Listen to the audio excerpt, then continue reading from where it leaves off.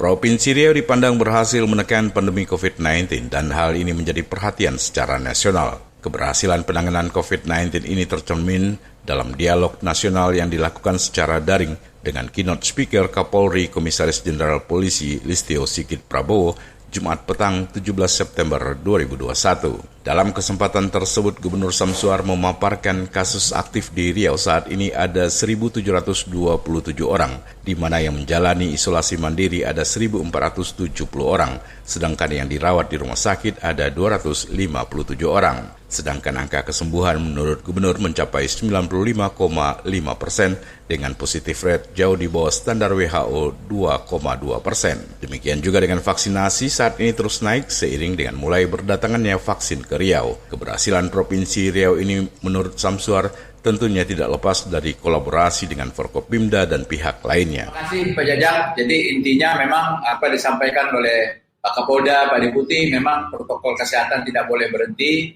Dan kami juga pada setiap kesempatan juga tetap selalu menghimbau agar nanti protokol kesehatan ini tetap dipatuhi.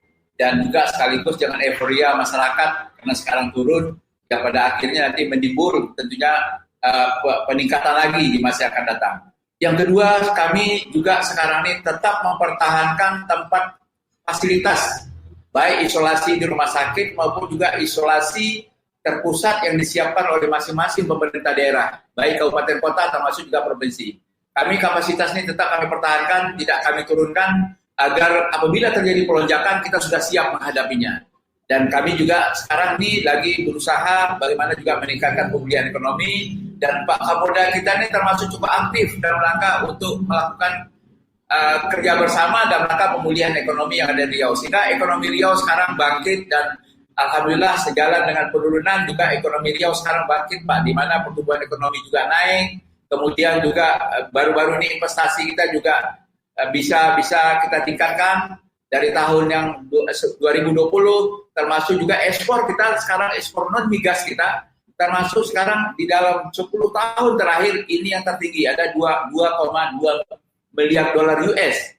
Dan ini tentunya yang dibanggakan dari Provinsi Riau karena memang harga sawitnya sekarang meningkat. Dan sebagian besar kehidupan masyarakat di Riau ini adalah dari sawit.